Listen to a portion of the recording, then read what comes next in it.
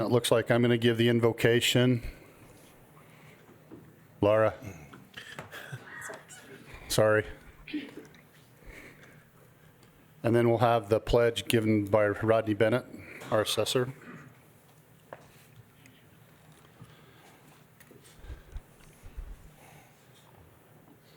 Our dear kind Heavenly Father, as we come before Thee today, we appreciate the moisture that we've received, and we recognize Thy hand that gives us all things.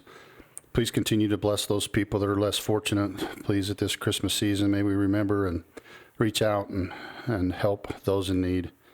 Please bless the armed force services that keep us safe overseas, and especially our police force and deputies and sheriff here that keep us safe here. Please bless our road crews that are out keeping the roads safe. And bless our families as we are away from them, that they will be blessed and will be able to make it home with no harm and accident befall us. Again, we are so happy to live in this time in this place, and we recognize the struggles and trials of all.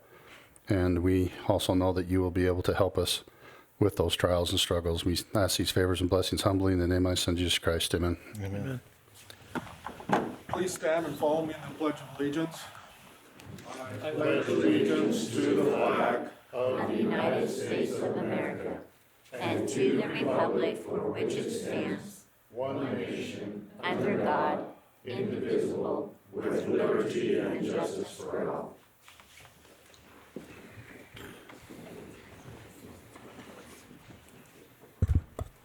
Thanks.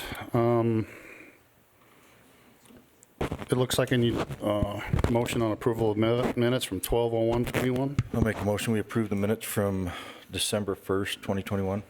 I'll second that. I've got a motion by Commissioner Hatfield and a second by Commissioner Scott. All in favor? Aye. I'll abstain since I wasn't here, right? So, okay. Future agenda items, reviews, reports, form agenda items. You guys, Don't have anything. you want to talk? Not really. No, there's another variant out there. Just be careful. The booster is available. Also, the vaccine is available for the 5 to 12-year-old population now.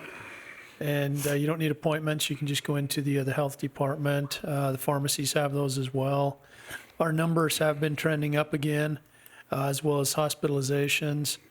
Earlier this week, Brigham City did not have any available beds. I'm not sure what things are like in Cache or Tremont's the same way. but the hospitalizations are high. Not 100% due to COVID, but if somebody does get COVID, it's tough if the beds are already full. So anyway, just be safe, be careful. Hatfield, you got anything? Nope. Okay, you're going to take me back off the cliff when I start? Depends on what cliff you're on. Sorry, I'm just signing a couple of papers. The last couple of weeks,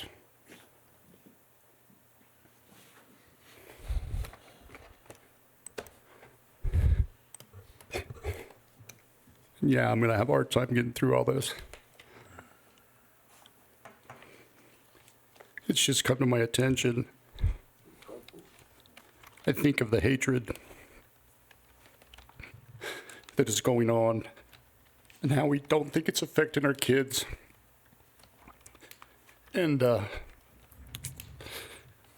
I'm probably the worst one of all with social media, maybe sometimes putting some things on there I shouldn't. But when you're degrading your neighbors and your friends and your families and your religion, if you don't think that hurts, I guess you just have to look and see what happened in Bear River this last week.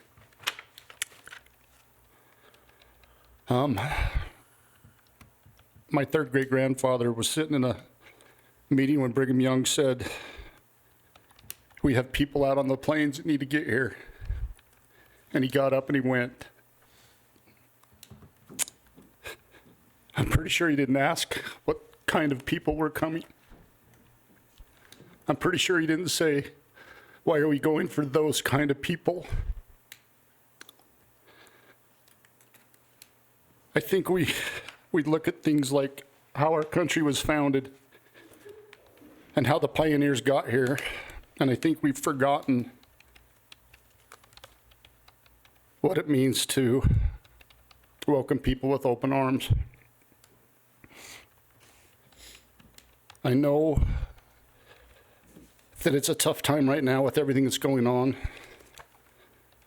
but I think we need a little more Mary Poppins and Kermit the Frog and a little less Fox and CNN. If you can shut off the negativity and understand we're all on the same road, headed to the same place, I think, and I know I've said this before, but in this world that we could be anything, I think if we can just be kind and loving to one another, things would be a lot easier. So I'll get off my soapbox and we'll head into the rest of the meeting unless you guys got something else. Amen. What you said. Thanks, guys. Okay. It looks like the Conservatory District Board member appointments with Jill Jepson. Come on up, Jill. Is there a chair up there for you? Oh, thank you.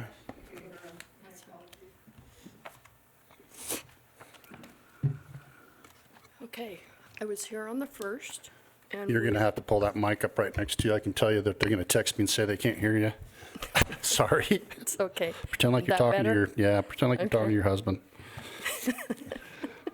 Okay, He's really soft-spoken, so I'm the loud one of the bunch. okay. But I was here on December 1st, and we appointed Mr. Joe Summers to our board to represent the Bothwell area. But the commissioners requested a little more time for our Brigham City appointment.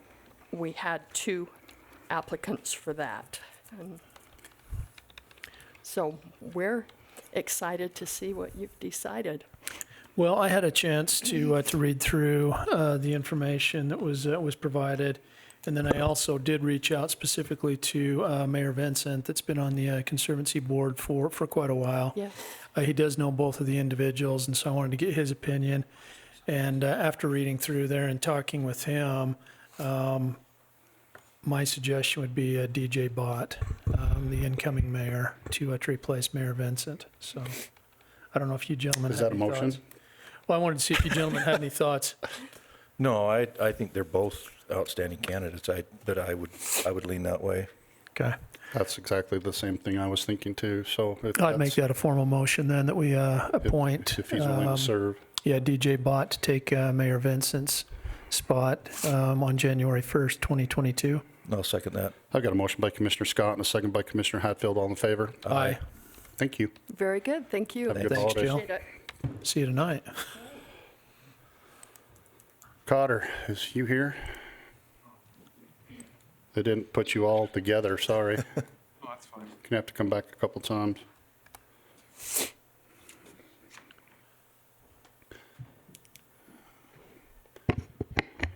Just a former agenda item following up.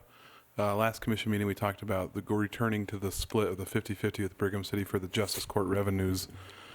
So a letter's been drafted. We just need the commission chair to sign it. Okay. It would come into effect of January 1 of 2023.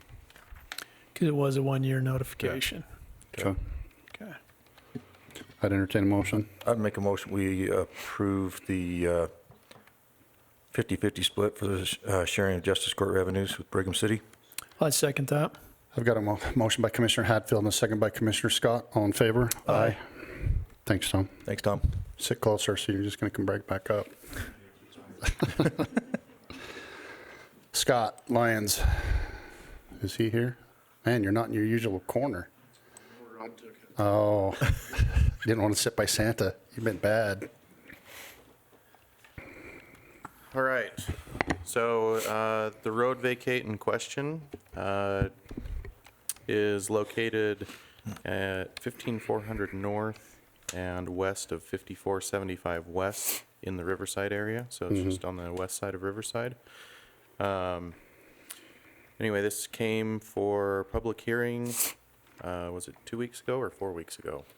I don't, I think it was 4 weeks ago. Almost. 4 weeks ago? Yeah. So it came for public hearing, there was some input on both sides, and it was tabled for, some thought, I guess, based on all the input that was received. So I guess at this point, it just comes back, and I guess the only thing I wanted to clarify as you consider your decision was the criteria for vacation. This is part of policy 2003-01. It's the Box Elder County policy regarding road vacations. Do you want to get that mic right next to you? I don't think some people can hear you in the back. Yeah, so for that, there are 7 criteria for vacation, and on this particular request, 6 of those 7 would apply. So I'll just go through those real quick, and then I'll let you guys do what you need to do from there. Is there a prevailing public interest in keeping the road open? Does the proposed vacation substantially affect the county general plan or the transportation plan of the county? Is the proposed vacation in compliance with all Box Elder County land use and development code requirements, state, federal, or other local regulations?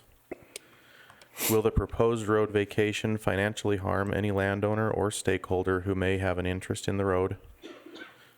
The county shall not vacate any other private interest within the right-of-way. And the petitioner will provide descriptions in a deeded right-of-way for all abutting owners who may receive ownership of the vacated road. So I don't know if you have any questions for me, questions for our road supervisor. I actually had one this morning. I asked Darren. Darren, I don't know if you want to come up so we can have you on the record. And just state your name, and so that way they know who it is. Darren Mcfarland, Road Supervisor. So we were talking about ownership, and I don't think, does anybody really know?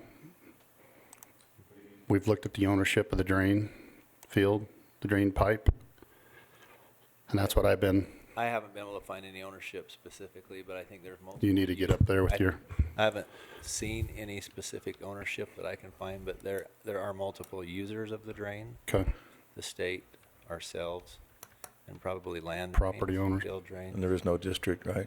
I don't Yep. believe so. No. That I can tell. I think we got that from, is he a cousin? Mr. Mcfarland last week. There's a drainage district just to the north, but nothing to the south, so. With those things, I was actually going to ask Steve to quote those things that came up with that you had said, so. I'd have a tough time being able to vacate something with that many interests on both sides, basically because of the public clamor and that it would hurt some people, you know, in those areas. And plus, like I said, I was there during the floods, and if we weren't able to access or keep them open, it would have been hurting a lot of other people also in the area, so. It's my understanding that in the past 20 years, there's been 2 flood occurrences and required maintenance. You can't hear you.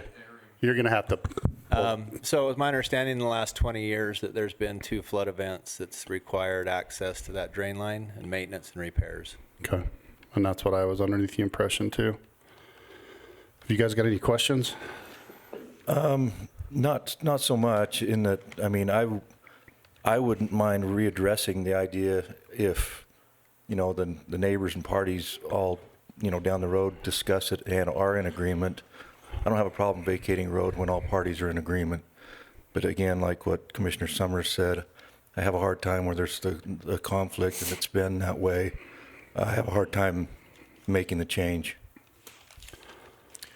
No, I would agree. That was the reason we tabled it, was to see if there could be, you know, some sort of consensus, or we could get some information about the ownership of the drain.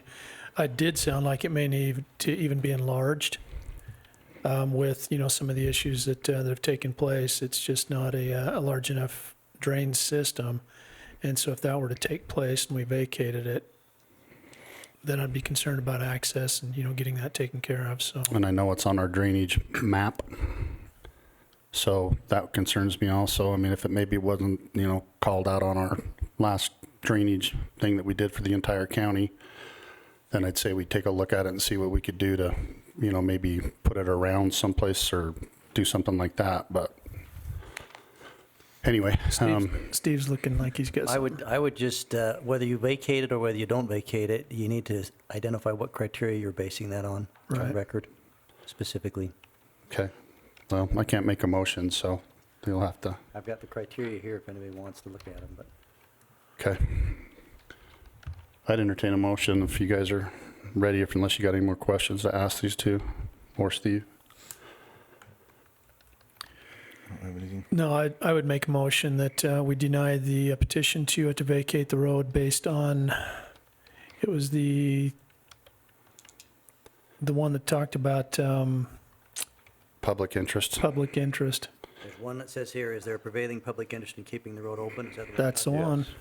And also an interest of the county, state, and there was another one also, right?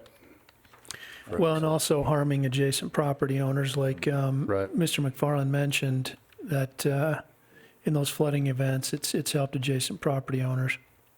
So there's 3 huge ones that but honestly, I The other think one would be, will the proposed road vacation financially harm any landowner or stakeholder? you need to put your mic up to you too. Sorry, Steve.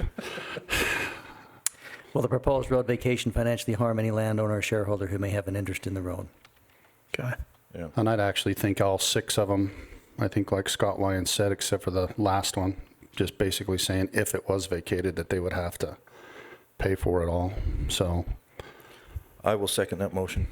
okay, I've got a motion by Commissioner Scott and a second by Commissioner Hatfield. All in favor? Aye. What was the motion? To deny the vacate. Is anybody allowed to speak on that? No, we had it last week or 2 weeks ago or however long it was. Last Had month. the public Last hearing. month. We had the public hearing a month ago. Yeah. Do we have a fence and a shed on this vacate? Right, and I understand, and I don't think we still have an easement. Right, but I don't think you need to move anything as of right now. No, not unless it gets to the point where it happens again, so. so is easement different than road access? And have we, This is a road vacay, so they petitioned for a road vacation, and so that's what we denied, was the petition for the road vacation. So yes, that would be different. and have we proven financial harm? Yeah, to the county and city and others that would happen. So if something happened, and we actually got sued a couple different times because of people getting flooded in different areas. I'm not going to go into those cases, but the county actually got sued because we weren't able to keep drains open and things, and it harmed other people upstream. So, So is that available to public access, that information? possibly. I'm not sure if that would be or not. So, okay, So there's already an easement there for the drain, right? right. So are you proposing that be opened up to a No, 66-foot no, road? no, we just are not going to vacate that easement. But all you need is enough room to maintain the drain, right? Like, how big's the easement? That's, like I said, the thing that's before us is just the road vacation. So we just denied the road vacation. So if there's something else that comes in front of us about the easement or something to that effect, then we'd have to go with that. Right, Steve? So Rovers have offered to put in the entire road there, right? With their, I have no idea. well, That- they did a month ago, they Oh. sat right there and said twice that they would pay to put this entire road in. Well, like I They said, would pay to put the drain in and all of that. So if that happens, then for generations to come, the county will be paying for one block of road, 1,200, 400, whatever. and I don't see that in our plan. For generations to come. And I don't see that in our the county plan. will pay for that. Yeah, like I said, this was just the road vacay. So that's the only thing that came in front of us. If that other stuff comes in front of us, then we'd have to take that one, Darren, they bring it to Darren. But I don't see it happen unless it enlarges the drain. I think that's the only thing that's on the thing right now, that it would probably behoove them to get that drain field enlarged, but it's not on our plan that I know of. And Darren's been here such a short time, I'm not sure he's sure of it either. My question is on those drains, all those drains, and you were wrong when there's just the one. There's one that comes down on the south side of 15400. The one that comes down on the side of. We're going to have to take this on another issue on another time because Everything you guys talked about, that drain was wrong. All three of those drains drain on my property, so you expand those drains, I end up with the water. You guys don't come fix it, don't spray the ditches, you don't clean the ditches. All three of those drains drain on me. will you get with Darren Mcfarland after and let him know where that's at? So, So your proposal to expand that drain? no, we're that's not. just gonna- No, we're not. I just said the if. road I said vacate. if. It's the road vacate. I said if something happened. You know what's coming. Oh, I wish. If I could tell the future, I wouldn't be sitting here. So, the road vacay, like I said, had been denied, so I appreciate your effort, and like I said, we should have hopefully had everybody here a month ago to talk about it, but some of you did, some of you didn't, so I Well, appreciate And it. if there's anything down the road in the future that we can do Yeah. to make things better and a proposal comes across, then we'll take a look at it. This was strictly the road vacate. I see yep, So you won't put a road in? no, this is just strictly the road vacay. This is strictly the road vacay. So we're not going to vacate the road. Needs to open the public hearing. Got a Oh, public hearing. I got a You public open up. hearing I got to open up for budget, public hearing 11:45, so sorry, excuse me. So, thanks. And this public hearing is to amend the budget For 2021? for 2021. Tom, I don't know if you want to come talk to this or, love to, right? That's why I went into accounting for my people skills.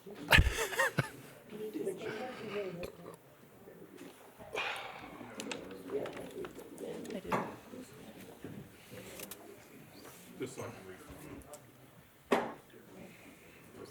Sorry, I was kind of a jerk.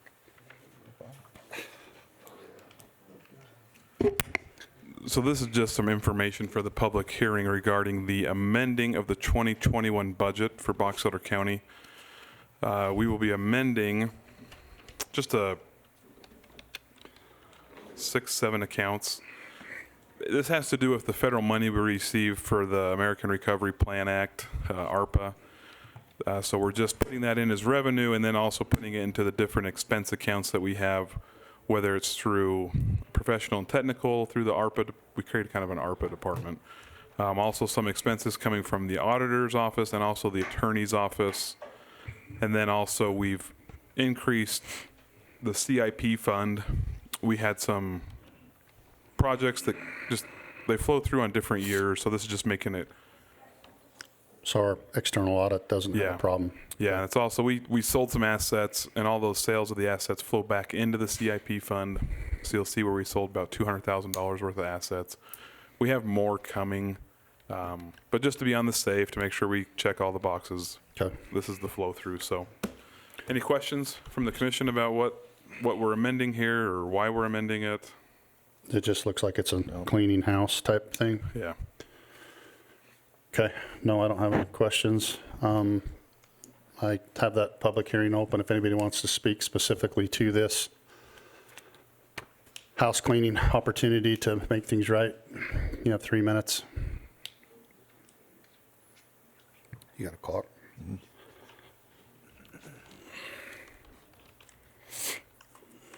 Deanna Hardy Brigham. I would ask that our county would stop taking federal money. This is wrong for our government to hand out money, this HARPA money, to all the counties and cities. It's putting our country in financial debt, further financial debt, which is one way to destroy this country from within. Thank you. Anyone else? Okay, I'd entertain a motion to close the public hearing. So moved. Second? I got a motion by Commissioner Scott and a second by Commissioner Hatfield. All in favor? Aye. Okay, Here's the So- resolution. Do we need to make a motion on this then? yeah, I think he's going to Okay. talk to us about it a little bit again. Okay. Well, let's see, we need to make, because So this then one's yeah. 2022, so, Right. yeah, I would make a Okay. motion that we adopt resolution number 21-16 to amend the 2021 budget as reflected by the changes that Tom Cotter mentioned. Second. I got a motion by Commissioner Scott, a second by Commissioner Hatfield. All in favor? Aye. Okay. Next item is a resolution adopting the 2022 budget. No changes were made from the public hearing to now. And so as we go throughout the year, so like when Jan was talking about, hey, if there is an issue with the PRCA, we need to make a change, Right. we'll just reopen the budget and put it through at that time. Okay. There may be a small one that comes up on the RDA portion as well. There's a contract that we had for some replacement services that the Small Business Development Center used to do, and they're supposed to be getting that to us, so it may come out in January. So it was a significant decrease, so it should be a good thing. Yeah, and Commissioner Summers and I talked in detail more about the RDA budgets and how they flow through and work. So I think we should be good to go. Okay. I make a motion, we approve the resolution 21-17, adopting the 2022 budget. I'll second that. I've got a motion by Commissioner Hatfield and a second by Commissioner Scott. All in favor? Aye. You're up again. Yeah, fun times. So this is what everyone's favorite topic, fraud risk assessments. So this is required, State Auditor's Office requires that we do this. We go through, there's a questionnaire that we submit and answer to. The total points that are possible through the assessment are 395. If you are above 355, they say you are a very low candidate for a fraud happening. The county scored at 350, so we are in the low category. The areas where we did not receive points, we do not have formal policies regarding reporting fraud and abuse. We do not have a formal procedure for employees and elected officials to annually commit in writing to abide by a statement of ethical behavior, and we do not have a formal audit committee. The commissioners serve as the audit committee, but we don't have a formal one. So, Okay. And on this one, I just need Stan's Herbie Hancock. Okay. So two of those, I mean, I hate to say this, but at our last Bragg. UAC meeting And brag. and brag, We were like, it was mentioned that, I mean, some of these are, for lack of a better word, just check boxes. They really serve no useful or they're formal ridiculous. purpose. Is that a, Because, I mean, you have somebody sign this paper, okay, and then we just formalize and say, okay, we're the audit committee. That picks you up 40 points, but it's kind of ad hoc anyway. that's kind of why I sent you that the other day about that. Maybe we ought to put an RFP about an internal audit person that, and then we can just tell them to, so we're the actual audit committee and we can tell him or her, whoever we decide, to do an internal audit. And Yeah, so I think the audit committee, they're looking at maybe, I mean, they would I think the recommendations from the state auditor's office is that it not be the commissioners. That we actually have people come in from the public that sit on it, people with knowledge of financial matters, whether it be a CPA or a CIA or All right. CFM or whatever they be. But there actually is a kind of a best practice that they put together for what constitutes and we're not on it. the audit committee. That's so depressing. And this is in addition to the external audit. There that we would be a have. commissioner on it. I mean, obviously you guys can't escape it, so. But this would be in addition Yes. to the I external vote Jeff audit. Scott. So I'm trying to figure out, I mean, so it's a fairly, I mean, like, all the places I worked at before, they have an audit committee that their internal auditors report to that is not the CEO. And then they bring it back up to us when it's all over, if they have any findings, right? Yeah, I mean, right, so really, you know, so like Flying J, they had a board, an internal audit committee made up of different board members and stuff, and so that was who the internal audit group reported to. It's also who the external auditors work with a lot. Will you Would be make the us some audit committee. recommendations and then just bring it forward to the next commission meeting, and I think it would, well, and then the other question as So well, it's kind of one of those weird deals. So, I mean, really, I'm fine doing that, but they also suggest that no member of management be on there. So that would be me, Sean. And you so, can give us recommendations though. Like you just said, you know, somebody in that arena. I mean, I'm not sure we have that. Do we have somebody like a Derek Euler from Brigham City, a Sean Warnke from Tremonton, or other government entities where we could just Poll. get a committee together and say, okay, you're the audit committee with the exception of you because that's your organization, and maybe get 10 people or 8 people and they serve as an audit committee except 4 within their own organization. Something you could look at, definitely. Okay. I mean, because that's what, I mean, I sit on the school board's audit committee. Exactly. Yeah, we could get them to do And then the other one. I just want my 20 points. Yeah, for the other 20 points, I mean, do we literally need to get a signature from every single employee in the county that says that they agreed to abide by a statement of ethical behavior? But isn't that what our stuff we have to do every year about competing, like our, Conflict of That's a conflict of interest. Yeah. So it goes to the point, though, I'm also saying, I mean, I don't, it's can we not a just, bad can we just idea. add that to the conflict of interest thing that says any Just- wording? Put one more form in the packet. Yeah, I was gonna say, you wouldn't be able to mix it with it, but you could probably do. We it could at the probably same just do time. one more form and, Yeah. It's all about forms. I mean, I tend to be a little bit cynical. I'm thinking if somebody's going to commit fraud, they're they're gonna, not going to have any problem committing fraud by signing that same form. I, Then I can get them for lying on a governmental form. oh. There you There you go. go. Okay. Okay, That's, all right. All Thanks, right. I Tom. think I'm done. thanks, Tom. Okay, I think so too. Thanks, sir. Skylar Lim, come on up, bub. Sorry you've been here for an hour. I can see you chuckling once in a while, so it's, the entertainment must be a little bit good. It ain't too bad. Just asking for you guys to. Just give me your name and Sorry, I've You're never fi- done this before. you're fine. Just say I'm Skylar Lim from, and this is what I want. Okay, Skylar Lim, From, from Central Box Elder Fire District. Today I'm Bear River City, okay. working with them. We'd like you guys to donate the surplus ambulance to Bear River City so that we can use it on our fire department. Is this the same one that Corinne's asking for? I think there were 2. There was 2 of them. Oh, there was There was two. two. Okay. Vaughn is the one Yeah, Vaughn, that's right. that told us to. Come Go to do through this. this process.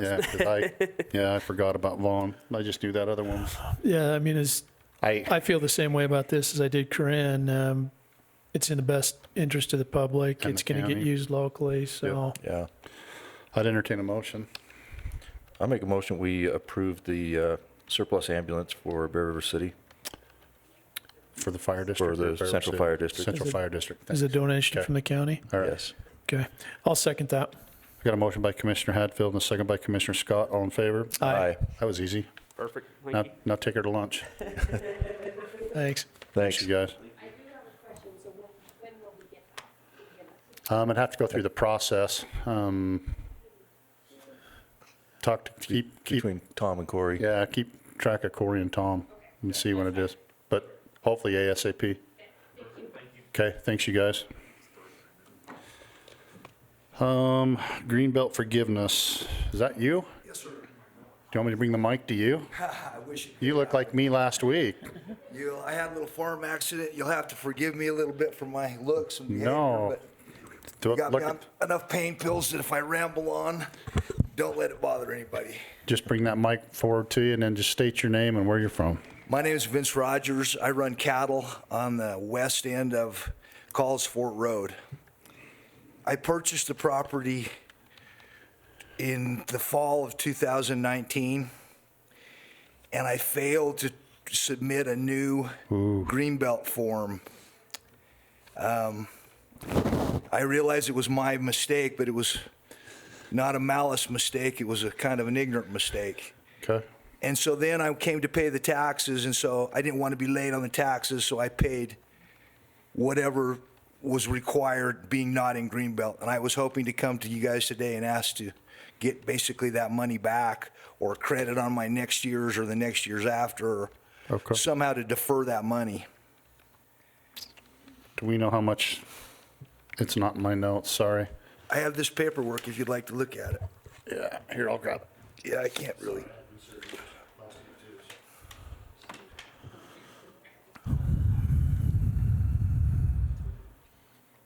So the whole total is $5,1053? No, I think the whole total is $2,239. I don't know why that form was filled out by the office people here, but what I gave you a check for was $2,239.45. Rod, do we know what the difference is? Because apparently the difference is in between the two. Do you have any idea?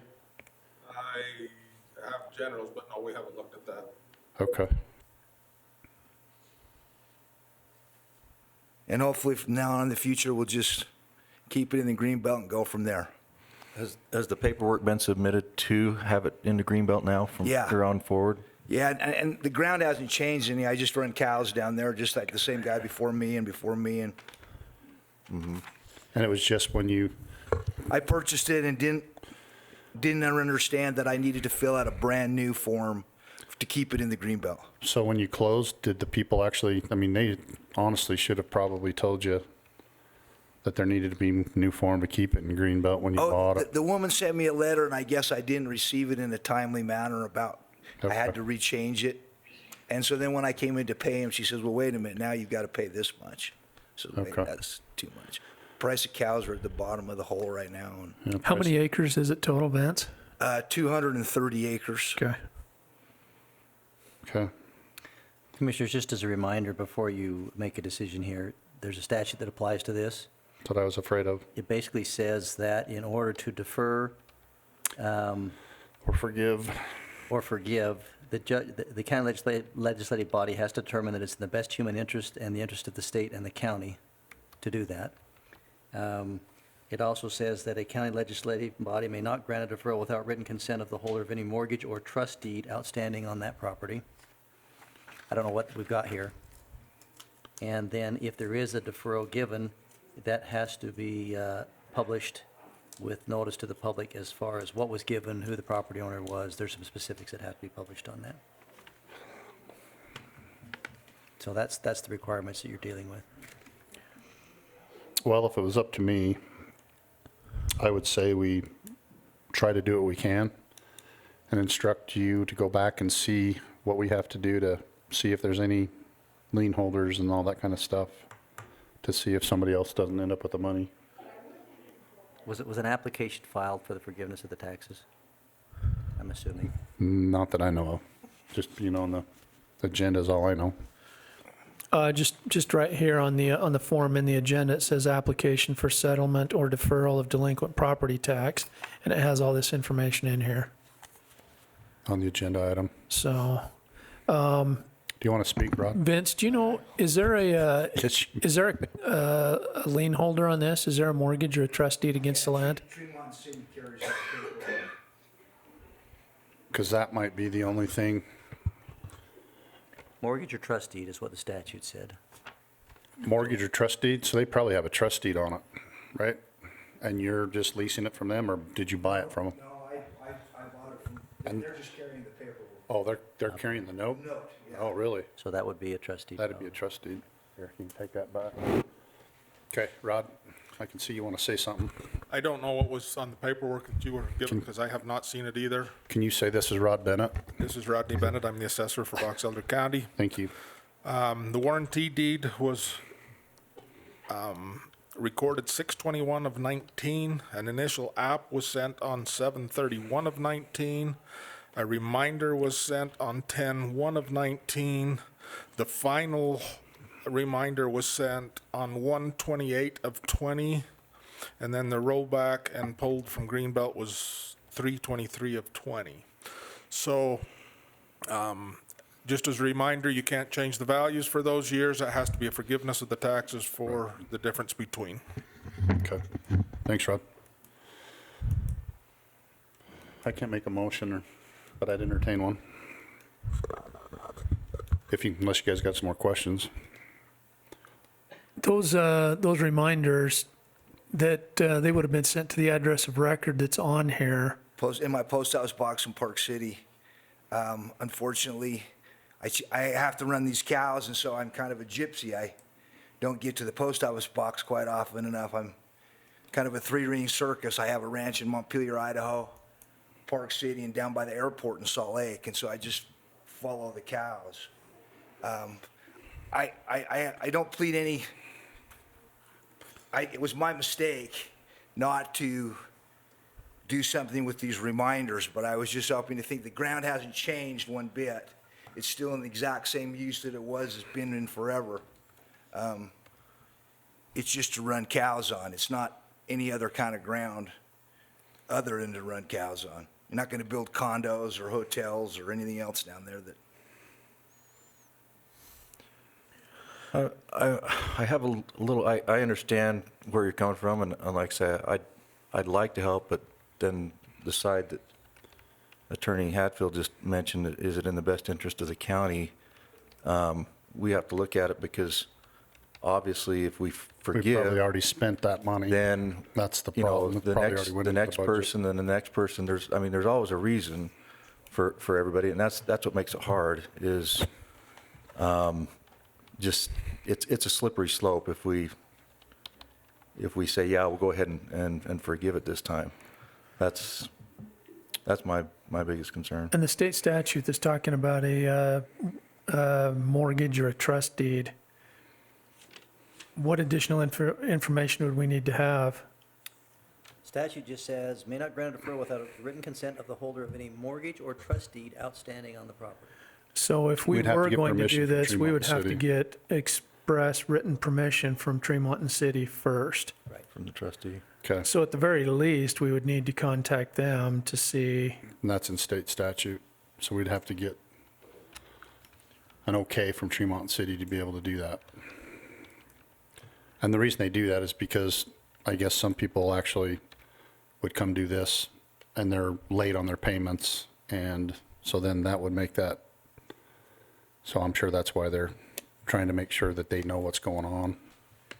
Being a lien holder, if it was a bank or if it was whoever, they'd be wanting to know why it slipped back into, not Greenbelt, and then why it wants to go back into Greenbelt. So I'm sure they want to know why, because that does make the difference in the property values, like Rod just said. So if it's not in Greenbelt, the property, that's why you're paying more taxes, because if it's not in Greenbelt, it takes it up. And I understand and realize it hasn't changed, but none of us know that. Correct, but all of us are aware of what kind of ground's down there. Oh, And what its real value is. And these numbers that I got taxed on seem to be quite a bit higher than ground that's farther west of me or even farther east of me. Yeah, the ground values are not doing anything but going up exponentially. I mean, I don't know what your stuff is paying in Salt Lake, but I'm sure it's not quite as much as valued as here.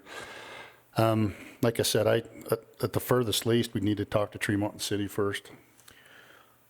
So, Yeah, I mean, with the state statute, what it is, we would have to get something Is that from something them. that I can go do the legwork on, or you guys need to do it, or I can go talk to Sean, that's who carries my paper over there? yeah, just tell them that's what happened, is that you just let it slip, and we need a okay from them that they understand and realize. And there should also, if it hasn't been done already, there's also supposed to be an application filled out for. Well, and I think there was. Was there? Yeah, this is in the agenda It's on the agenda packet, and it's packet. specifically titled Application for Settlement or Deferral of Delinquent Property Tax. Does it And so say- it's got all these numbers in here. So, Okay. So do we want to table this issue? And I'd entertain a motion to table it and see if we can get the information from Tremont City and then take it to the next step and see. So moved. And then see what we can do about what's the difference. Okay, I'll second that. I've got a motion by Commissioner Hadfield and a second by Commissioner Scott. All in favor? Aye. Thanks for coming in. Thanks for your Thanks, time. Vince.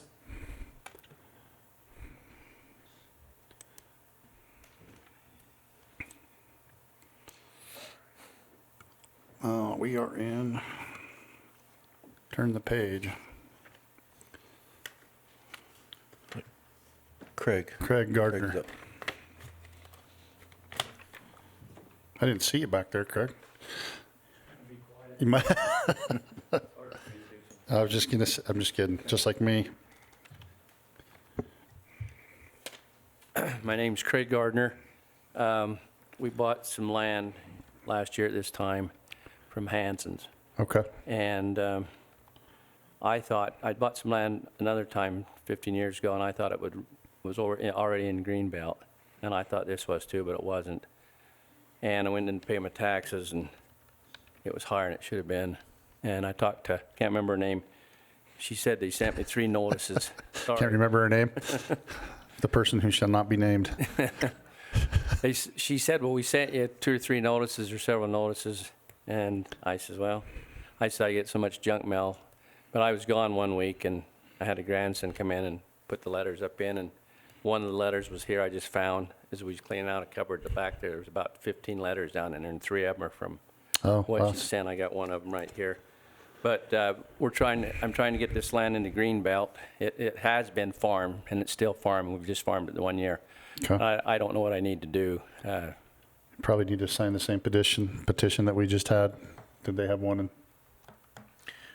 I didn't see anything I in didn't here. see anything in that either. So this has been switched though, is that correct, Rod? It is, going forward, it is now in Greenbelt? That is correct. For 2022, it is in. Okay. Do we know what the difference is then? It's only been out a year? Or did you have to roll back for the 5? Did it pull out for the 5? Yeah, is that correct? There was a rollback on this one. You're going to have to come up here. Somebody's going to text me and say, I can't hear you. It might be on here what you're looking for. Sorry. Should have sent the person who should not be named. That's what you're looking for, Rod.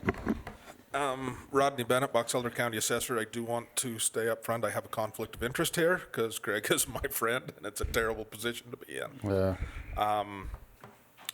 This one was out of Greenbelt for 1 year and the rollback, and it was attached to the property. So the other one has been out for 2 years. This one has been out for 1 year. This one does have a rollback, and it looks like is it just one parcel, Craig? Yeah. And it's a rollback tax of about $4,232. Okay. And he paid it, there's 2 paces. Oh, looks like there's more than that, it's about $12,000. There's 2 parcels, one is 35 acres and it is $87,816.69. The other one is 31 acres and it's $4,232.14. And did you pay these?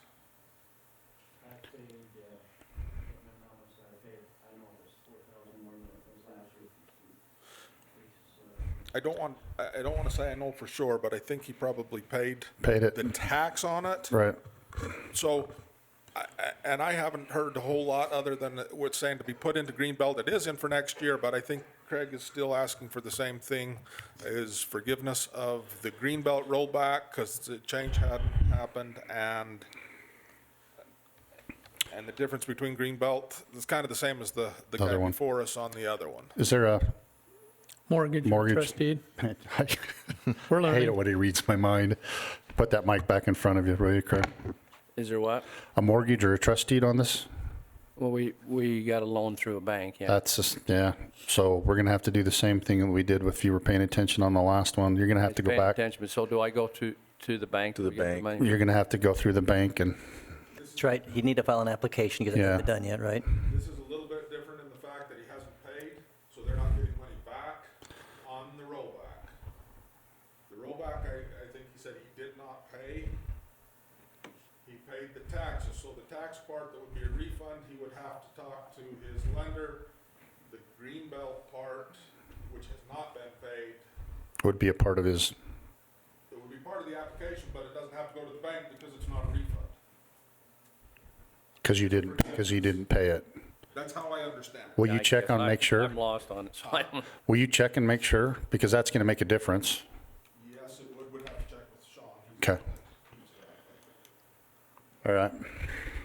And then you're going to have to, if you haven't filed an application for forgiveness, you're going to have to work with Marla's office to be able to file an application so we can kind of actually do this again. Okay. Sorry about that. Oh, that's fine. And then if you find out that you do have a lien and if you did pay those taxes that year, then it would be not only a forgiveness, but a Well, rebate. the taxes would have, if the taxes were paid, it would have been paid from the previous owner, because like I say, 1 year ago when we bought the land. so we You only filled had out it. a paper the other day, right? What's that? You filled out a paper the other day when you came in. Yeah, is this the paper you're looking for? Oh, yeah. That's it. Oh, okay, sorry. Who did I give this one? Looking for Tom, was it yesterday, Craig? Yeah, I was looking for him. Yeah. He wasn't here, so I went home and did the best I could. He had the paperwork filed, Yeah. I thought. Okay. Yeah, the just auditor's wasn't there. office was at a Christmas lunch or something, Oh, weren't okay. they? So. So, So what do I so, need yeah, to do then? Turn that paper in for sure. Just turn it in right now? Yeah. It's in right now? yeah, you can just throw Give it it to to me and you. I can push it down. Yep, that's what we needed. The only thing we needed to know is if what you did pay, and that's not on here. So the year delinquency wouldn't be anything, because you paid it, right? But it's just the difference between Greenbelt and the rollback. If we can even just put this off for a few minutes, I can go ask the treasurers what he paid. Okay. Do you want to take this with you? I don't need that, I think I got the numbers, but Okay. if you got time for me. No, we Well, got time. I think we'd have to table it anyway because we've got to get the information from the bank on the trust deed, the mortgage. If it's not a refund. Well, it's not a refund, no. It could be the person that did it before that actually paid it. They just Statute want to, doesn't say So- it's a refund. The statute just says you have to have consent. Oh, from the trustee. Could be those paid from the person before, I just don't think he paid the $12,000 rollback. okay. But it sounds like from the statute, it doesn't differentiate on a I rollback. guess it doesn't. It's any type of forgiveness. Yep, Yeah, Forgiveness or a refund? both. it says, a county legislative body may not grant a deferral without the written consent of the holder of any mortgage or trust deed outstanding on the property. That's your department then, okay. Okay. So, I mean, I guess it depends on how you define a deferral. Right. Make sure we cross our. If you want to T's and stick dot our around I's for a and- bit, do you want to go see what he paid, Rod? And we've still got Yeah. half an agenda. If you want to stick around for a bit, Craig, just, Can you sneak me in as soon as he gets back? Yes. I'm kinda on a tight Keep it schedule. open. yes, we can do. Okay, thank you. Hey, you do have something on here. I thought you said you didn't have anything on there. Man, who's watching the hen house? It's on there, I'm not gonna talk twice. Okay. Yeah, go ahead. You have a beer license I have renewal. 4. 4 beer license renewal. It's renewal time, and we have 4 companies that have renewed. The first one is Grouse Creek Store, Gone Country, Fast Stop 1109, Riverside Corner, and Trigon in South Willard. And they have all been signed off by Sheriff Potter and ready to move forward. Can we do them all at once? Do we have to take them? I'd make a motion that You we can do them at approve the 4 beer licenses as mentioned for 2022. I have a motion by Commissioner Scott and a second by Second. Commissioner Hadfield. All in favor? Aye. Aye. Thanks, Marla. I'm on the next one. This is a CBDG grant, talking about for rural broadband internet expansion.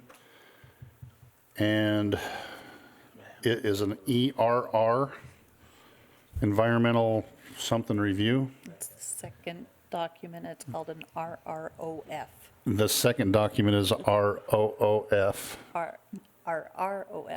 RROF, that we'll be signing also, so the CBDG can put the last money that they had into the broadband for northwest Box Elder County. So I'd entertain a motion. I'll make a motion, we approve the ERR broadband internet expansion.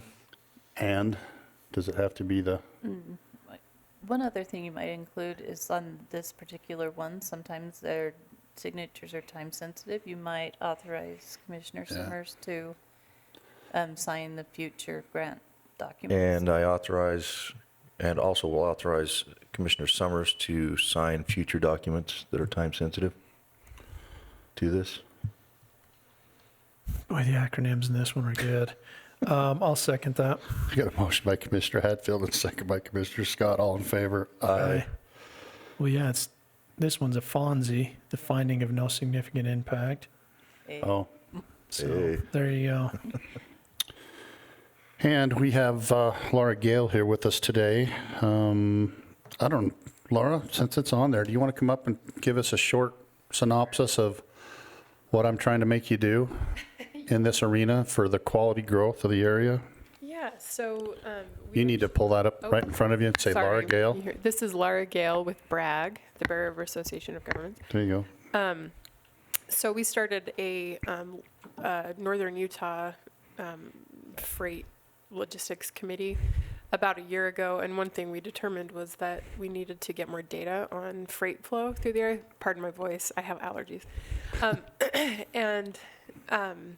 So we have an opportunity we applied for a technical planning assistance grant, and initially what we were going to do was talk to you about getting a letter of support for it, but because it's regional, Jordan Backman at UDOT said that it would be okay to just use the support letter from Jeff Gilbert with the cash MPO. So hopefully we'll get those funds, and if we do, the match will be about $700 from Box Elder County.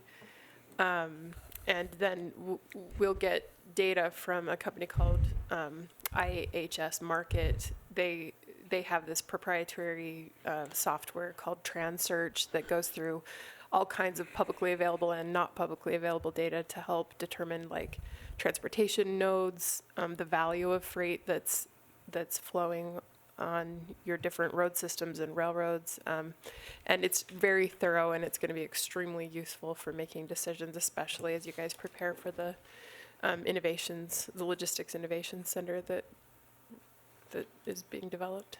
So do you have any questions for me? No, those TPA grants are great, and a $700 match for that type of data is pretty good. So Yeah. We're grateful you're able to do that. Yeah. I mean, she's only on the job for 2 weeks and comes with that proposal, so we appreciate that. That's going to That's help us great. with everything from inland port to some of our things we're asking for with UDOT on I-15, I-84 and such. And then also it's going to help Cash and everybody else, so Right. Great. that'll be Well, good. thanks. Thank you. Yeah, Cool. thanks. I'd entertain a motion. You didn't need the letter signed? Well, I can sign it still, and then you can have it for, In case we okay. don't get the TPA funds, we'll have it for the next try. Okay. okay, I'd make a motion that we approve the Northern Utah Freight Flow Study Letter of Support. Second. Got a motion by Commissioner Scott, a second by Commissioner Hadfield. All in favor? Aye. Aye. This next item, the opioid settlement, I believe we're moving that to a closed session as it talks about litigation. Okay. So, Scott Lyons, hey, you're back in your normal chair. About lost you. Laura, you don't have to stick around if you don't want to. It's up to you. I think I will. I'm learning a lot. Okay. Wow. Don't think I've ever heard that before. learning what not to do. So my first item, this Brigham City 400 South, there were a couple invoices on that one that we are getting additional info on before we process the reimbursement. So that one will probably be kicked to January 5th. Okay. But the 1235 Portage Corridor Preservation Fund, that's the one that is ready to be addressed. Okay. So this one is for project CPF 18-04 and CPF 20-02. So there are two different projects, mostly because when they came in 2018, their estimate for project costs were slightly under, so they came back in 2020 to request a small amount of additional funding. At this time, the project has been fully completed, everything's been submitted, and this would be basically the last reimbursements or payments on this project, and then it would be closed out. So with that being said, the COG on this project, so the project, I listed the project number, but these are for Portage Lane and 8800 West in the Portage area. They did some maintenance and construction projects there. It was approved by the COG, like I said, in October of 2018 and July of 20. The projects were then approved by the County Commission in November of 18 and August of 20. And these are the final reimbursements. Do you want to do totals? The total, let's see here. 86,359.42. Yes. And that's on one of them, and 26,265.58 is the other one. Okay. Sounds like we got a new mayor up there too to work with. Did you hear that? Yeah. Okay. Yeah, I did see that. Okay. So I'm sure I'll see him at the next Wow. January mayor's meeting. I'd entertain a motion. I make a motion we approve the Portage Corridor Preservation Fund payment. I'll second that. I've got a motion by Commissioner Hatfield and a second by Commissioner Scott. All in favor? Aye. Can I get you to sign those and I'll give them to Sure. You want to push it to me? the auditor?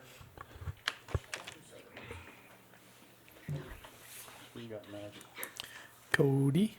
Cody, you want to start walking up? I want to sign where Mara is supposed to sign. She can Mark? sign where you're supposed to sign. Can you close the public hearing? We did. Yeah, I texted and asked her. Okay, Cody Elam, Box Elder County Building Official. So we've got a couple things, well, three things. The first couple, ordinances and resolution, they're doing a few updates for us. One, you're adopting the new building code, the 2018, which has been adopted by the state of Utah. I've been working with Annie. She helped me write this, so it's all gone through the Steve's office.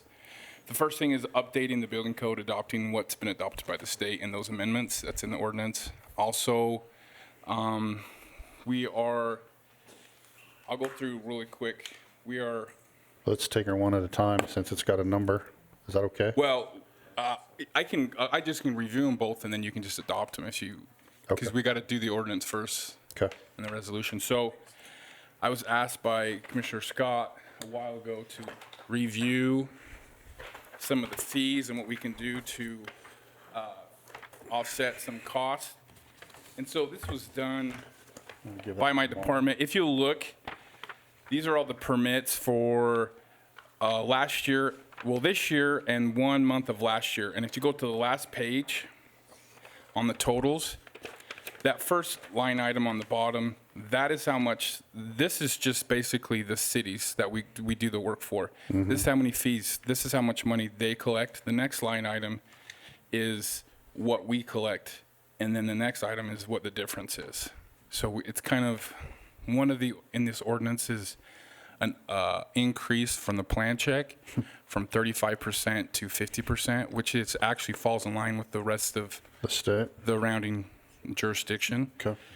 So this is kind of your justification of why we've done this small increase. The second, we're also increasing that you may get phone calls on, is that I'm increasing the deposit from 500 to 1,700 on the dwellings? Yes, and 1,700 to the dwellings, and then commercial to 2,550. What that does is, we've been such a growth boom right now. It's just really crazy. We have a lot of homeowners moving in their house before we give occupancy. So this deposit is kind of like a carrot. If you move in before we give you occupancy, we're going to take that from you, and then you have to move out, and then we'll give it back to them so that we can do our jobs. And it's going to increase our permits a bit, $2,500, but we'll give it back to them at the end. So it's not really an increase. It's just, we're trying It's harder to inspect a house when they've moved furniture Yes. in and Yes, Fido's running around the house. That's right. So with this boom, I mean, you can see this paperwork I gave you is only the single-family dwellings. Wow. So we're at 262 single-family dwellings this year. 262. 262. So far. So far. And Perry City, we have a lot of high density that have been approved. One of the units has 270 units in one proposed high density unit. So if I'm reading this right, if you go to that third page, it's showing that the total amount is 2.549 million. That's correct. And Box Elder that is doing all of the inspections for all of these single-family residences. The amount that came into Box Elder in fees was $391,000. That's correct. So we're receiving 15% of the fee, and 85% is staying with the municipalities that are contracted with us. That's correct. Okay. But also with that, I would want you to think about Those are impact fees. Impact fees. So yeah. they provide the water, they provide the sewer, but still, that is what they are It's collecting. significant. And this is for us to do the majority of the work. This is what we get compensated for. This is also Perry City's. So this doesn't include Perry City. So this is Perry City's portion right here, and it's significant. This amount. is not Not including Perry. So that's what I'm proposing with these two ordinances, with the resolution and ordinance. I think we have to do the Separately. the resolution first. Yep. Is that so? And that just adopts that. Okay, I entertain Got a any motion. No, thanks for doing that for us. We've been asking you for a while. so Yeah, Not that you're slow or anything, just you've been busy. Yeah. I make a motion, we approve this? adopt the fees for building inspections, resolution 21-18. I'll second that. Got a motion by Commissioner Hadfield, second by Commissioner Scott. All in favor? Aye. Aye. Entertain a motion. So this is identical. All that this is doing is just the ordinance to Adopting the update ordinance. the resolution and make the fees official. That's correct. Okay. I would make a motion that we adopt ordinance number 547 to update the Box Elder County Building Department fee schedule. Second. Got a motion by Commissioner Scott and a second by Commissioner Hadfield. All in favor? Aye. And lease pool shares. So like we talked about earlier, I think we have 6 shares in RDA that we will keep, that we can't put back to the lease pool. That's for the fairgrounds, for Jan to use for the pump to water when she can. The rest of it will go to the lease and allow it to be rented out.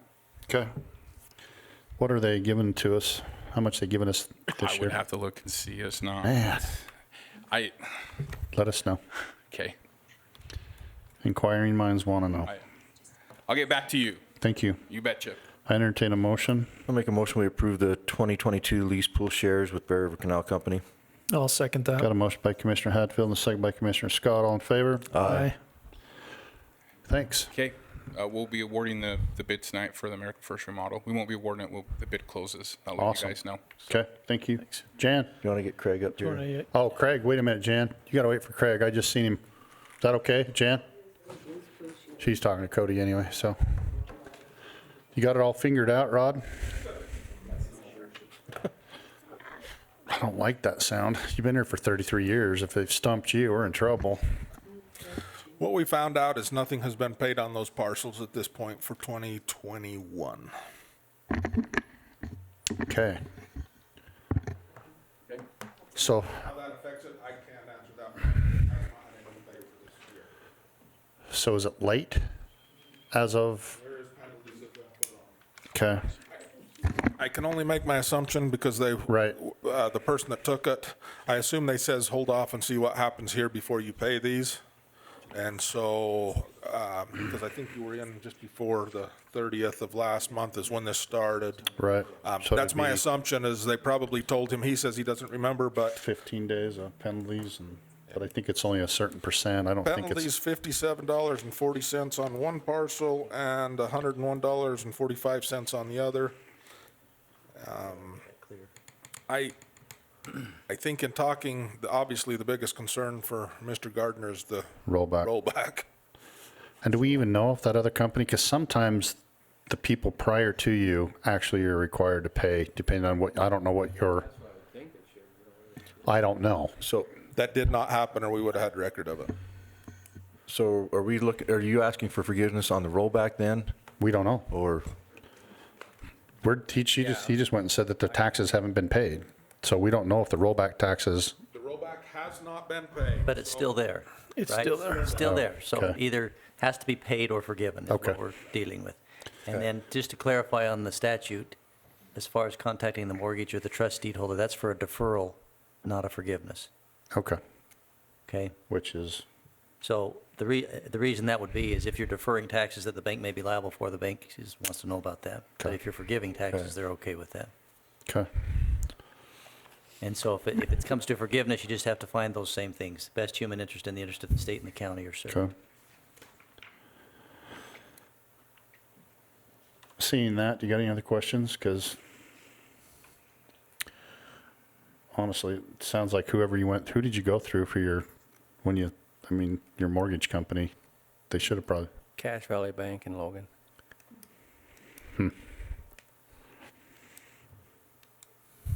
and I don't know this necessarily the bank, I think it's generally the other title company. Yeah, did you have a title company? That I'm not sure. I'd have to look.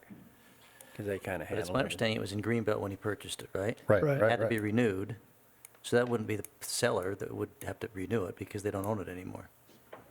How much would the renewal, I mean, I'd be willing Nothing. to pay all those things. I mean, No, that- the renewal is just a form Just that a comes into form. the county that says that it's still in Just still Greenbelt. in Greenbelt. That's the problem. It dropped off of Greenbelt. Because what happens a lot is when these properties are being purchased now, they're being purchased for development. And so the rollback happens at that point. If they're going to stay in Greenbelt, then there has to be an affirmative, hey, I'm keeping this in Greenbelt And you've signed that already, for right? 2022. 2022. See, I didn't know about it in 2021, so Okay. I thought that was all taken care of.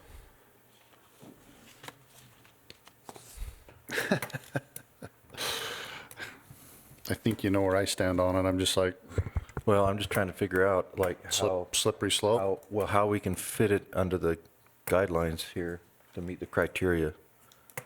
You want to read those again, Steve? Sure. Just because if there's a way to do it, I'd be glad to do it. The county legislative body may accept a sum less than the full amount due where, in the judgment of the county legislative body, the best human interest and the interest of the state and the county are served. Okay.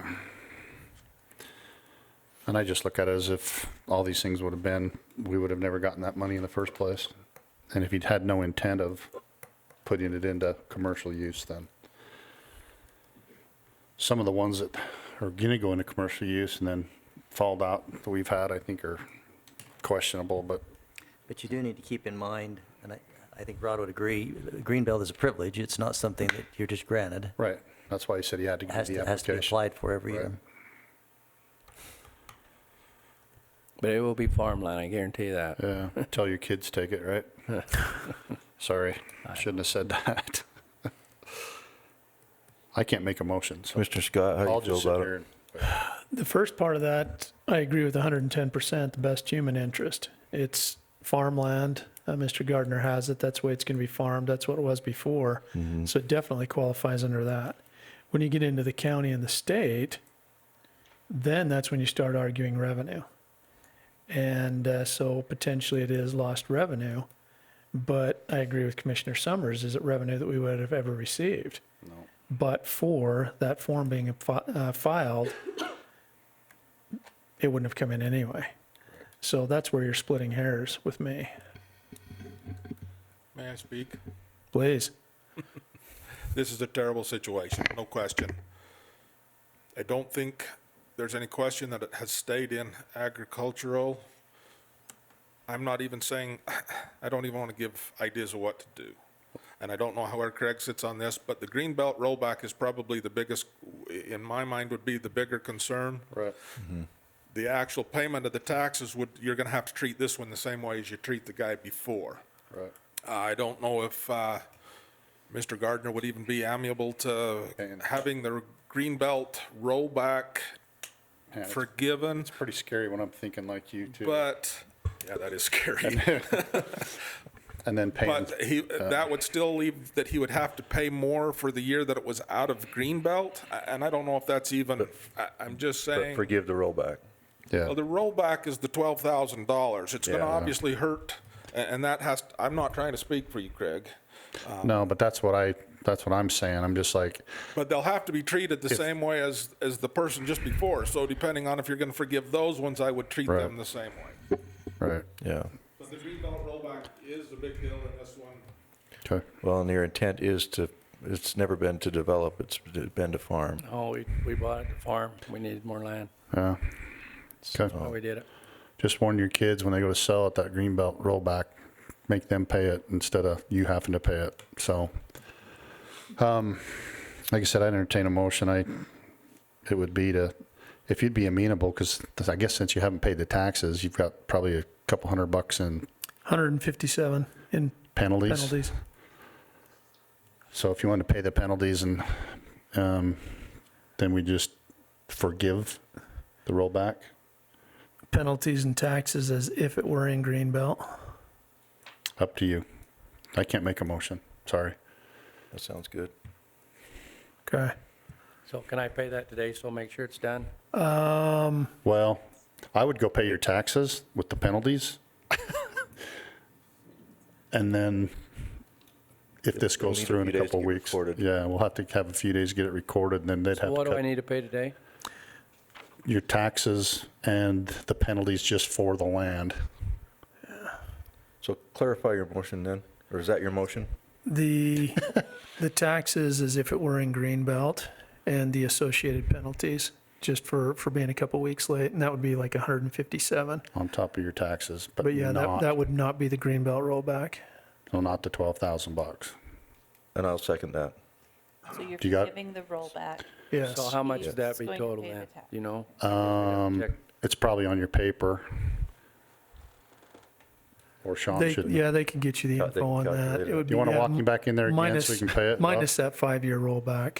Typically, Sean waits until It's in the minutes. minutes from you guys before he will make an adjustment on the property. Okay. Yeah. I just don't want him to get any later. But you can still pay without that adjustment fee. That's what I'm saying. Yeah. He can pay it without that in fact, and if we waive the penalties, and you'll just get a refund for the penalties. The problem is we wouldn't be approving the minutes until end of January, and so then you'd incur, Not if Another you went month paid, of not if you went penalties. paid it right now. Yeah. yeah, that's what I mean, if we waited. I'd like to So, pay right now. and get Okay. it out of the way. Okay. Okay. So I So don't what think was the your motion? The motion was never been made and seconded. That's what I'm just waiting. Well, No, I made the motion. You made My the motion would be that we forgive the Greenbelt rollback, and that under the stipulation that Mr. Gardner would pay the taxes as if it had been in Greenbelt with the 157, approximately 157 in penalties. But that would take off the amount that had been rolled back for the 5 years. Okay. second. I've got a motion by Commissioner Scott and a second by Commissioner Hatfield. All in favor? Aye. Okay, thank you. Thank you. Now, do you want to go back and address the guy before, or do you not know enough about that? I don't Because if think it's we a know enough forgiveness, about if it's forgiveness, you don't need to notify, just a deferral, you need to notify the bank. If it's a difference between the deferral and the forgiveness, we I don't do have the any same. problem in going back to it because, you know, as Rod mentioned, it's the exact same situation, so Right. they've got to be handled the same way. Right. It Okay. might as well be handled all at once. Yeah. Okay, I would make the exact same motion for Mr. Rogers that, well, that one's a little bit different though, because didn't he already I don't know pay? facts on that He one. didn't have any rollback. He didn't have any rollback. What so- do we have? I don't know. It was just the regular taxes for 2 years. I guess I would make a recommendation if you're going to do it, maybe, I don't have this, but where he's had 2 years, he saw it on his notices last year, maybe even 1 year, but again, I'm not trying to, I'm just saying, when you go 2 years down the road, that's a long ways away from finding out that your taxes increased. Right. So did he not have a rollback on his? No. This application right here is showing a rollback for 15, would he- 16, 17, and Yeah, how would he 18, not have a rollback? and 19.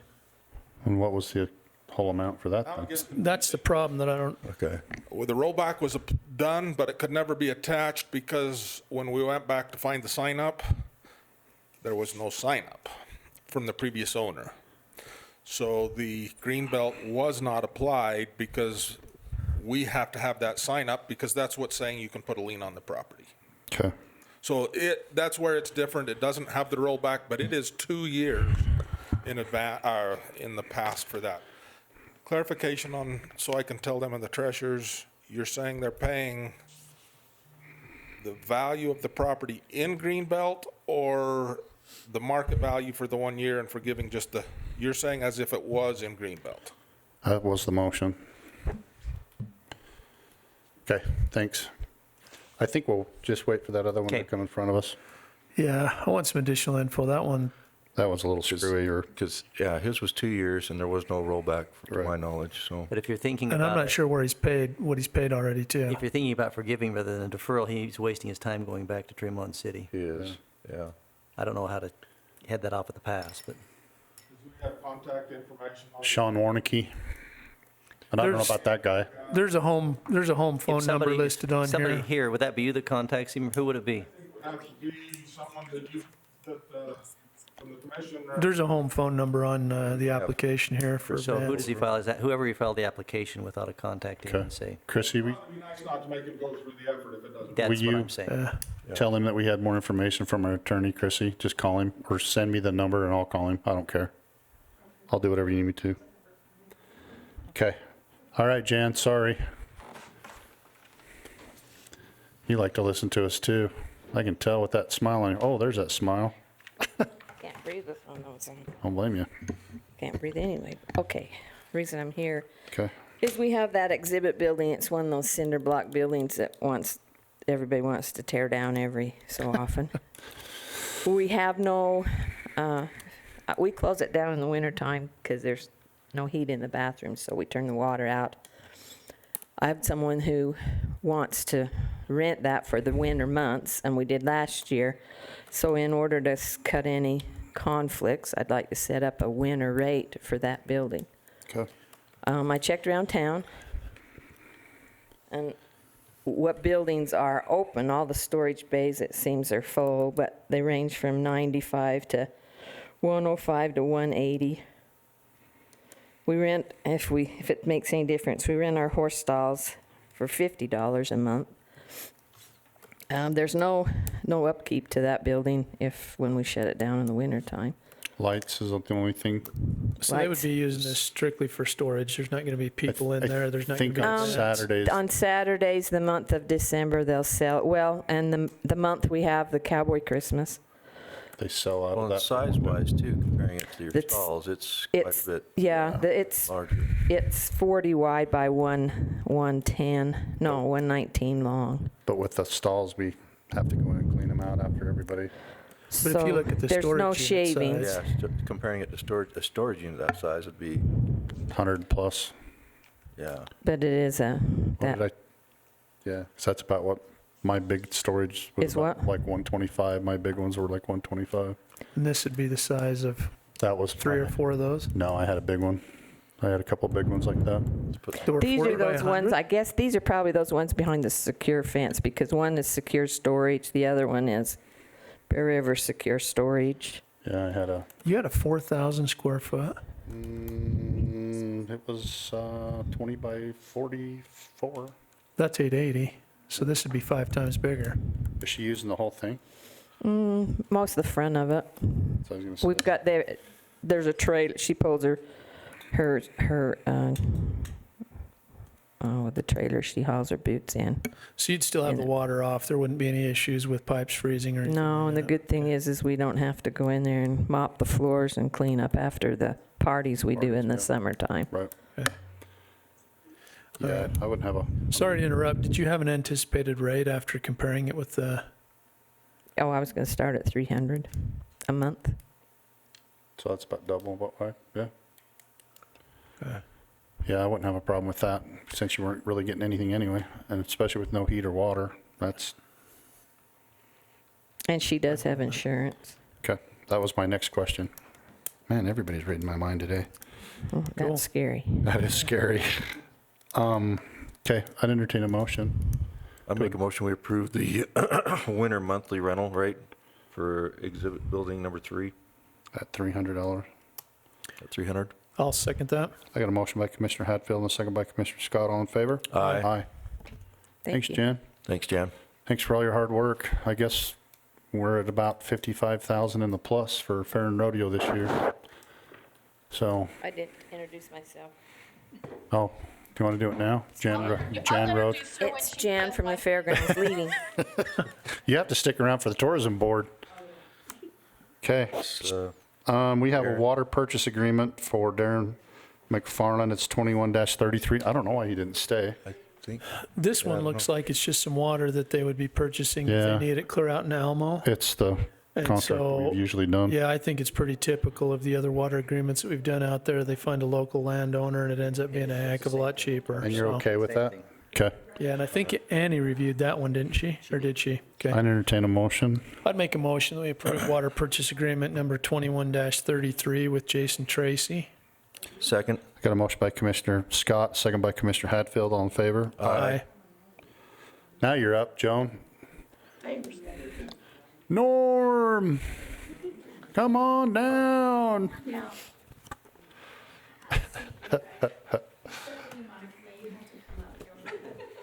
You could sit by the microphone. She's going to share the mic with you. Oh, I'll share the mic.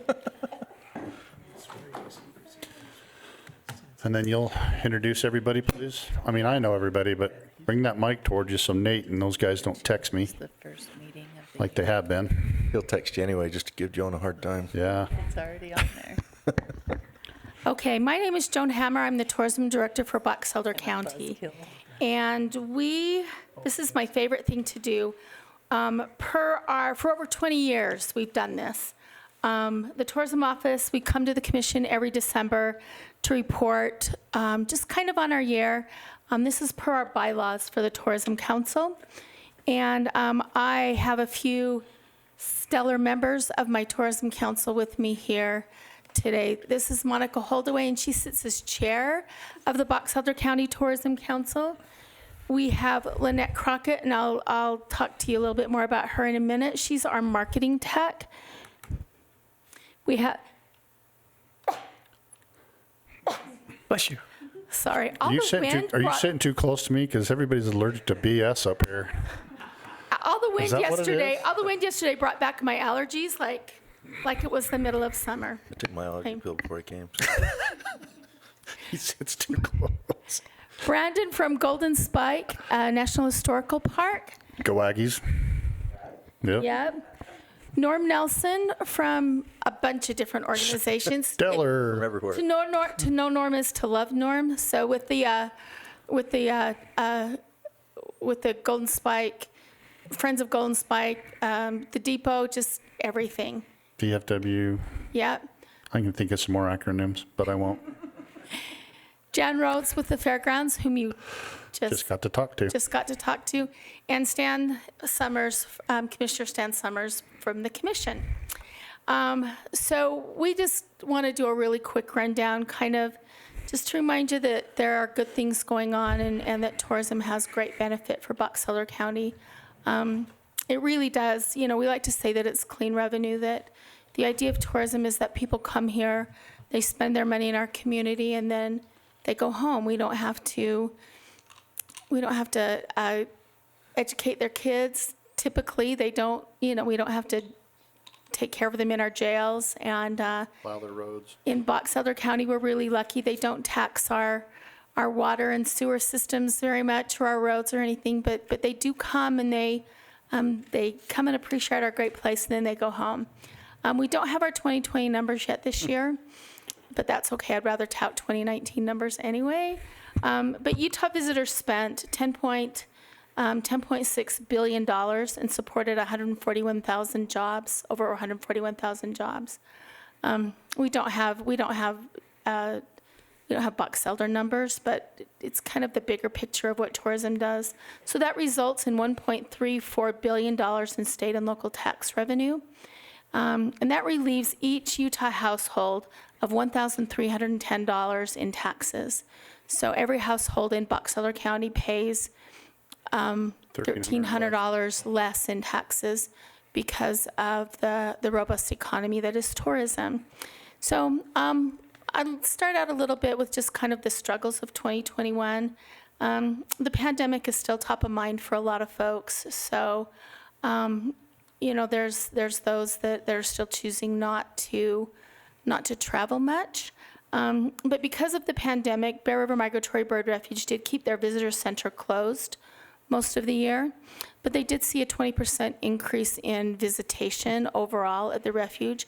The difference between last year and this year is those folks who came, last year they just came and just trampled all over our resources and headed home. This year, they're coming, they're recreating, and they're coming to town, and they're eating in our restaurants, and they're shopping in our stores. So that portion of it's back. We'll get more to that in a minute. So there are still those who are nervous to travel, and especially our international guests who are just barely starting to come back. So cross your fingers that Omicron doesn't take us sideways, and I think we'll be good. The drought affected late summer visitation to Willard Bay State Park. Folks just couldn't launch their boats, and things slowed really, really down. Again, we're gonna address some of this a little bit more in a sec. And the drought also had negative effects for the refuge, including for the hunters.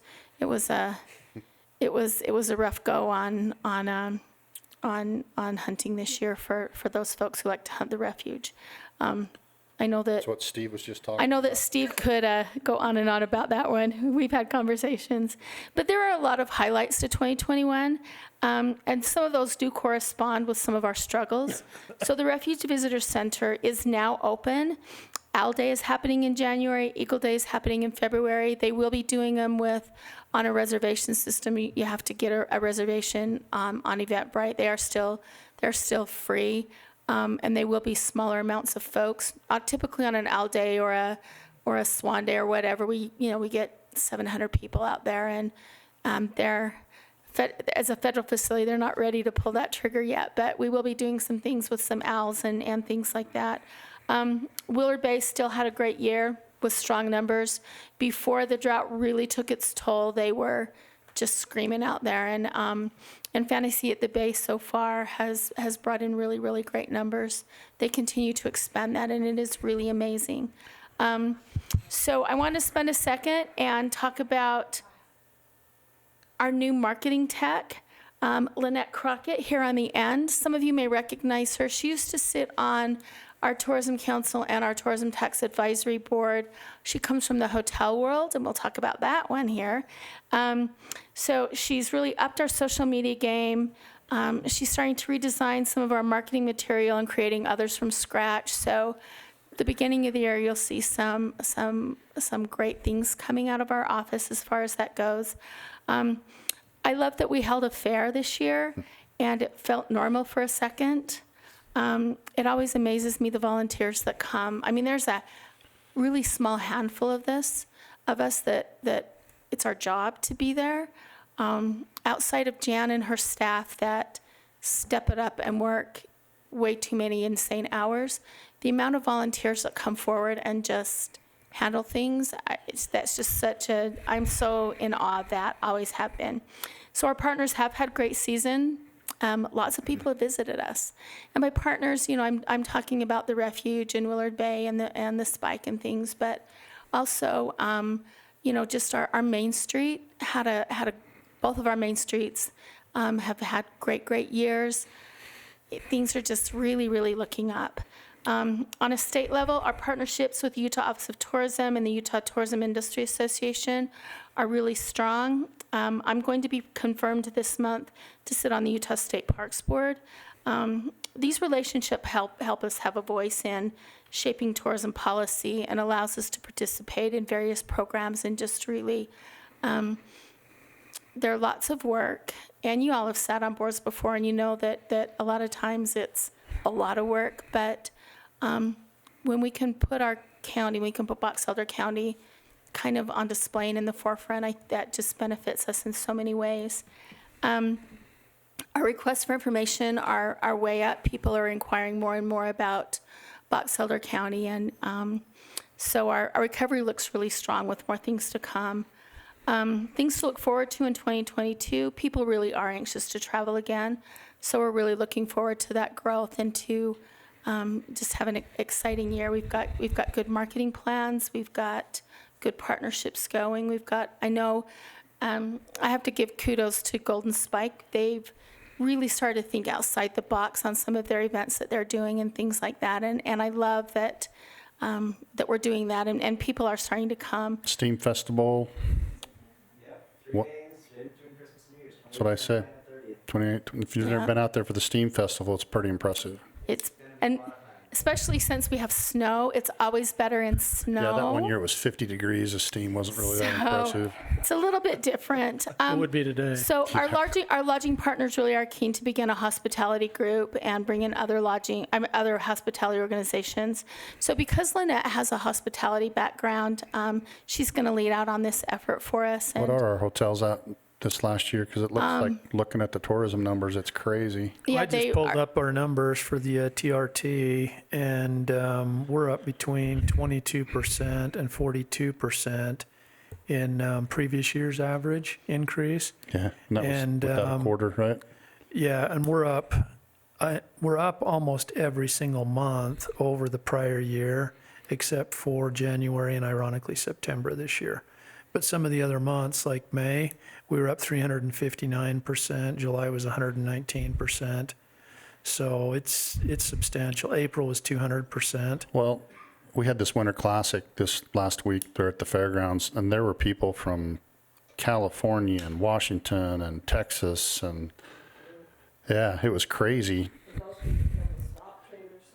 Have to stay. Restaurants weren't quite as high, but it was close. Sales tax, we've been up every single month. County option, pretty close. So, Well, when we were talking, some of the people just at the fair, I mean, $1.8 million for the livestock auction. And I was talking to a couple individuals that actually had food booths there, and they said they made between $10,000 and $12,000 made. That's profit. per day. No, for, yeah. But many you people think as about there. that, and they've got 24, I think, vendors. I mean, times that, you know. 300,000. You know, it's crazy to think that that's that kind of money that rolls through that place in a week. Yeah. It's like peach days on steroids. So, So we we're, appreciate everybody's volunteers, that's for sure. yeah, it's pretty amazing. So we're going to host a hospitality open house next month and really kick things off. We've been trying to do this for a couple of years, and COVID just, I'm looking forward to the day we can't blame COVID for anything anymore. I never would gonna happen. rather take that. I would rather take that bullet than just say it's If you still live to be COVID. as old as Norm, you'll never be able to. So 52. What I do now. And I just kind of wanted to end, our biggest partners are those that we have in the county, and that's what our mission really is to support, to shine the best light we can in our county and to give those that really are boots on the ground, to give them the best support that we can possibly give them. Our tourism council is amazing. I want to thank the commission for your leadership and your support, and for allowing us to really tell the story of Box Elder County and to do the amazing things that we're able to do. I think I was amazed that in the 10 years that I've been here, this fund is actually quadrupled. So that's crazy to think in percentage-wise. So, yeah. Any questions Well, for us? You and your board do an amazing job, and we really appreciate it. Well, thank you. I feel pretty spoiled, so. Yeah. Thanks, Lynette. Thanks, Yeah. everybody. Go ahead, you can tell everybody how come you walk like that, Norm.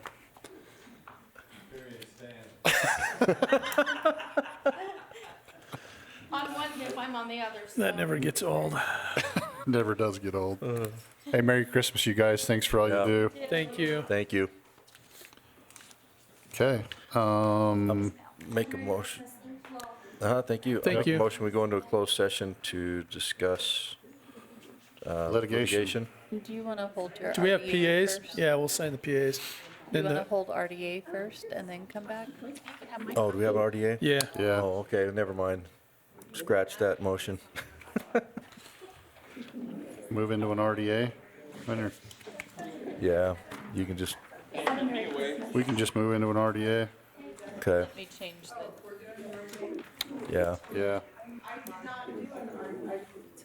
Well, Not a problem. it's okay. I think I didn't either. minutes got sent out yesterday. See? I do read your emails.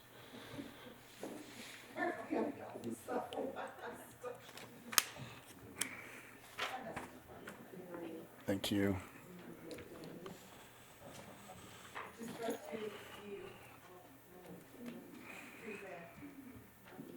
Present. Can't get used to this new one. Okay. We'll just leave that there. So, no, It's okay. It's actually just minutes and, there's one, yeah. one item. So, which I had a question on, as usual. Okay, I'm ready whenever. Okay. So it looks like we had 3 sets of minutes, So you have one set to approve. and then 2 that are amended. Sets that we Kev, approved you last shut that. time, but we found some mistakes Okay. to amend. I think that was the geothermal instead of solar or I'd something like entertain a that. motion So for minutes. I'd make a motion that we approve the minutes from 12/1/2021 and also the amended minutes from October 20th and August 18th. Second. I got a motion by Commissioner Scott and a second by Commissioner Hadfield. All in favor? Aye. Guess we didn't need to have people leave for the RDA meeting. That was it? No, They were just leaving. talking. I haven't closed. Make a motion, we adjourn the RDU meeting? No, we've got an agenda item. There's Oh, a sorry. property Up appraisal. ahead. Yeah. So This is that appraisal that you started, Uh-huh, okay. that we're finally going to get signed. has But, he already done it? no. Do we need to, I'm wondering if we need to take this out for an RFP because of the anticipated price of the appraisal, because he's coming in at just under 10 grand. For the other 3, it's usually $3,000 for commercial properties. Because he's saying that the combined fee is going to be 98.95, and don't we have to take it out for bid, anything over 5 grand? I thought Mitch did, Tell them that, I'm not sure. and I thought Mitch did take it out for bid, and these are the guys who awarded. He may have. Well, let me, This was for the. I'm just wondering. yeah, it's for the landfill property and everything we're trying to dispose of. Same. Right. So this is my SB 164 I've been looking into I that think Stan can sign. Annie's since been looking into, was on that call. amended Basically says that we can dispose of this property without having to do all that. So, Is that because it's landfill? no, it's just because of anything that's inside of a municipality can actually be waived as long as it's going to go to critical needs housing or low-income housing. So that's the justification of what I sent you yesterday from, yeah, And Stephen. I've got tons of questions on that one, so. And he's going to come up, I can actually forward you the whole presentation, so. So I would say that we agree to sign it and then wait for this presentation from these guys to see if we have to spend the 10 grand or not. That's what would be my, But if we sign this, aren't we going ahead and telling him to move forward with the appraisal? well, you can say that I can sign it, but I just won't sign it until we find out more about SB 164. I'd feel more comfortable with that. Okay. Is that okay? I'd make a motion that we allow Commissioner Summers, our chair, to sign the property appraisal engagement letter, RDA contract number 21-07, after we get additional information on the critical housing from Rocky Mountain. Can you amend that to whoever the chair is? Because I have a feeling this will happen. Just say To whoever the chair is. Yeah. Because I'll we're talk not to having another Commissioner. meeting this year. Second. I'll I talk think to we all know who the Commissioner chair is going to be. Hadfield. If I talk to Commissioner Hadfield, it might still be you. 64? SB 164. 164.